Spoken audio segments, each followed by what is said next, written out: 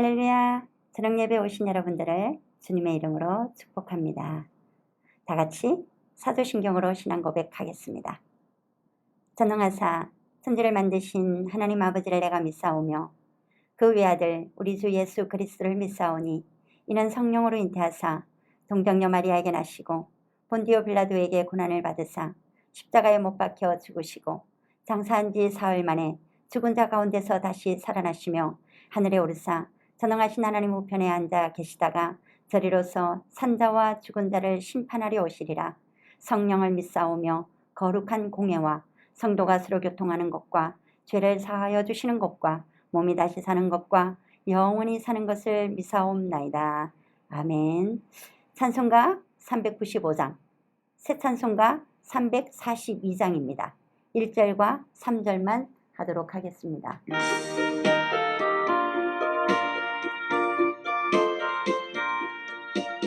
너 시험을 당해 범죄치 말고 너 용기를 다해 곧 물리쳐라.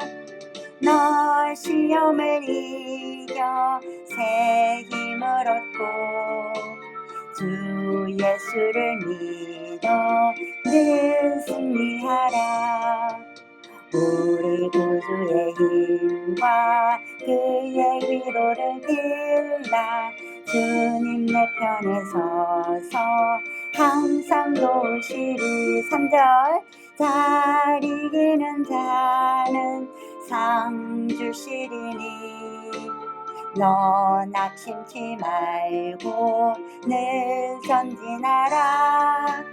내 구세주 예수 힘 주시리니 주 예수를 믿어 늘 승리하라.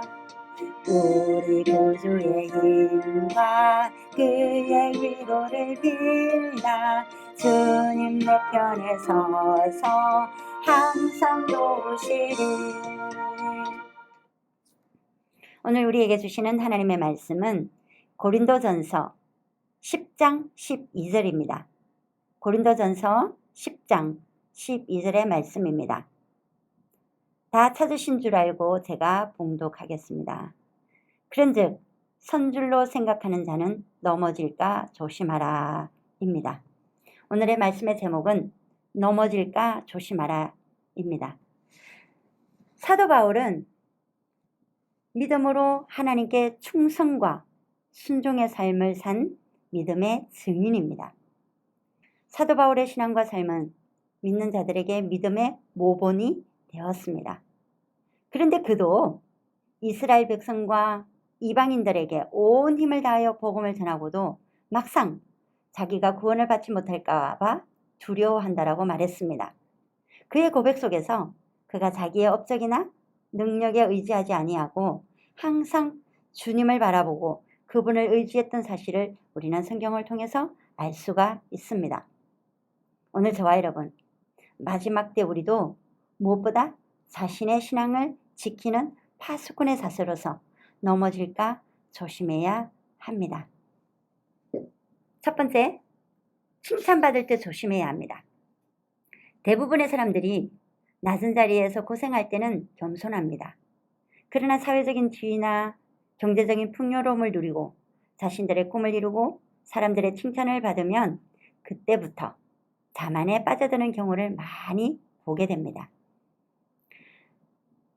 나폴레옹이 유럽을 정복한 후 러시아 출정 때의 일입니다. 출정 전날에 그는 부인에게 자신의 계획을 자세히 설명했다고 합니다. 그러자 부인이 이렇게 대답했다고 합니다.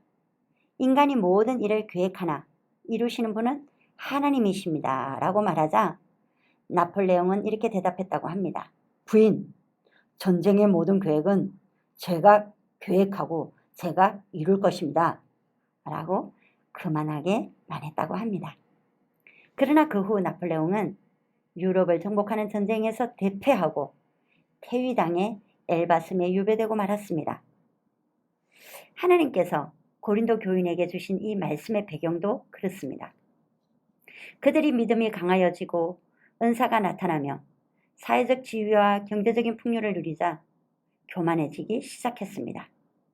따라서 그들은 간음죄와 우상숭배죄에 빠져버린 것입니다. 잠언 16장 18절을 보면 교만은 패망의 선봉이요 그만한 마음은 넘어짐의 앞잡이니라 라고 말씀하고 있습니다. 우리가 칭찬을 받을 때는 자신을 과대평가하게 되고 하나님을 의지하기보다는 자기를 신뢰하게 됩니다. 그래서 사도 바울은 선줄로 생각하거든 넘어질까 조심하라 라고 가르치고 있습니다. 여러분의 신앙이 남들에게 인정받을 때 그때 조심해야 합니다. 겸손할 때 하나님이 함께 하신다라는 사실을 기억하시기 바랍니다. 두 번째, 영적으로 충만할 때 조심해야 합니다.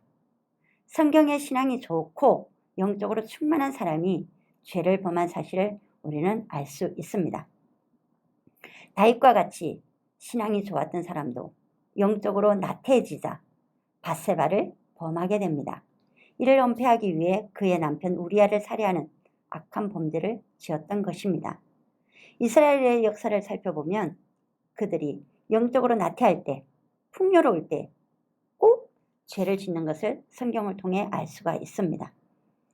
모세가 십계명을 받기 위해 시내산에 올라가 있는 동안에 이스라엘 백성들은 금송아지를 만들어 우상을 숭배하고 있었습니다. 하나님은 이스라엘 백성들을 애굽에서 불러내어 가나안 땅으로 인도하는 과정에서 이스라엘 백성들이 원망과 불평을 하며 하나님의 뜻을 반하는 죄를 짓게 됩니다. 하나님은 이들의 행위를 기뻐하지 않았습니다. 그들의 죄 때문에 9세대들은 가나안 땅에 들어가지 못하고 광야에서 죽었습니다. 오늘 순종의 두 사람 여호수아와 갈렙만이 그 땅에 들어갑니다. 이 사건은 현 시대를 살아가는 믿음의 사람에게 큰 경고를 주고 있습니다. 여러분, 영적으로 나태할 때 조심해야 합니다. 베드로전서 5장 8절은 이렇게 말하고 있습니다. 근신하라, 깨어라, 너희 대적 마귀가 우는 사자같이 두루다니며 삼킬 자를 찾나니. 우리가 주님께 멀어질수록 마귀는 더욱 여러분과 가까워지고 있다는 사실을 기억하시기 바랍니다. 이는 결국 멸망의 길을 자기 스스로가 자초하는 것입니다. 사랑하는 여러분, 깨어있기를 축복합니다. 세 번째, 육체적으로 편안할 때 조심해야 합니다.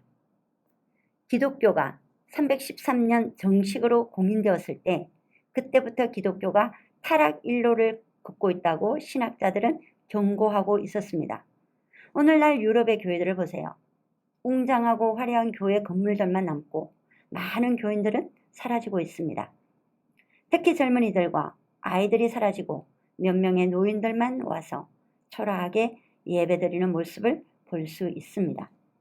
이런 현상들을 상세히 살펴보면 그들이 문화가 발달하고 경제 성장을 가져오면서 잘 살고 편안하게 되니까 주님을 의지하지 아니하고 자신의 정욕과 욕심과 희락을 즐기고 살아가는 결과가 되었습니다. 한국 교회도 그렇습니다. 어렵고 힘든 시절에는 더욱 순수하게 주님을 따르고 섬겨왔습니다. 그러나 경제 성장과 사회 안녕을 누리게 되자 언젠가부터 교회와 가정에서 주님께 기도하는 소리도 사라져가고 있으며 복음의 열정도 점점 식어가고 있음을 느끼게 됩니다. 우리는 잘 될 때, 평안할 때, 칭찬받을 때 다시 한번 우리 신앙을 점검하고 주님 앞에 가까이 서 있는 지혜가 있어야겠습니다. 두렵고 떨리는 마음으로 여러분의 구원을 이루어 가시기를 예수님의 이름으로 축원합니다. 기도하겠습니다. 사랑의 하나님, 넘어질까 조심하라 하셨는데 언제나 신실한 믿음으로 겸손한 자 되게 하시고 근신하여 끼어 기도하게 하셔서 넘어지지 않고 굳건한 반석 위에 서 있는 믿음의 사람 되게 하옵소서. 예수님의 이름으로 기도합니다. 다 같이 기도했으면 좋겠습니다. 먼저 나라와 민족을 위해 또한 지도자들을 위하여 기도해 주시기 바랍니다. 두 번째, 코로나가 속히 종식되도록 기도해 주시기 바랍니다. 마지막으로 교회 학교, 여름 성경학교를 준비하고 있는데 준비하는 많은 교육자님들과 선생님들과 사랑하는 자녀들이 여름 성경학교를 통해서 하나님의 크신 은혜를 받게 해달라고 다 같이 기도해 주셨으면 좋겠습니다. 기도하겠습니다.